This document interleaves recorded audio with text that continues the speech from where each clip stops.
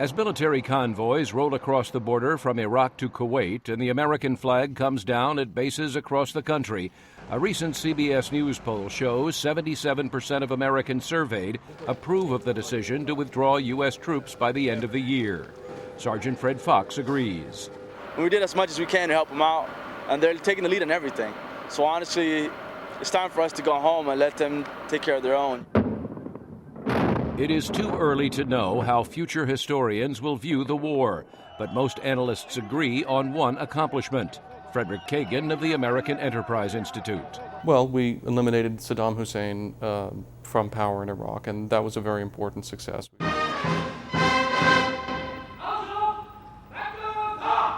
But others question whether broad U.S. goals for the conflict have been accomplished. Author Peter Van Buren is an American diplomat and a critic of the war. Two presidents told us that our job in Iraq was to create a stable democracy that was going to be an ally to the United States and a bulwark against terrorism in the Middle East. It would be difficult to say that we succeeded on those goals. By the end of 2006, violence was raging in Iraq, and analysts say the country was on the brink of a sectarian civil war. Then President George W. Bush ordered a surge of additional U.S. troops, which led to a significant reduction in the fighting.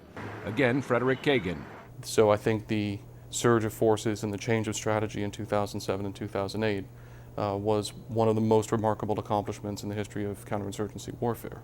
Although the U.S. spent more than $60 billion on development projects in Iraq, critics say only a small percentage was actually spent on reconstruction. Author and diplomat Peter Van Buren. The rest of it was siphoned off by security costs, by waste, fraud, and mismanagement, corruption, various forms of money disappearing, including profit margins, such that very little was spent on the ground. The decision to pull U.S. troops from Iraq has raised questions about continuing violence there and the threat of Iranian intervention. Adam Mausner of the Center for Strategic and International Studies. The troop pullout definitely creates a major power vacuum in the region, and the Middle East abhors a vacuum. So the withdrawal of U.S. troops creates major leverage for Iran to influence Iraq. Iraq and the United States are now entering a new relationship, says U.S. Ambassador James Jeffrey. We support diplomatically, we support financially, we support through trade, and we support through our general security presence in the region, which tends to keep military situations under control.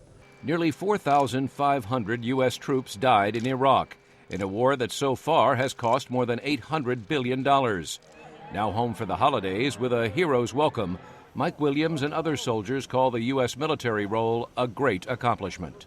And I think in the long run, I think it has saved a lot of soldiers and a lot of civilians in our country from having to make the ultimate sacrifice and having another 9/11.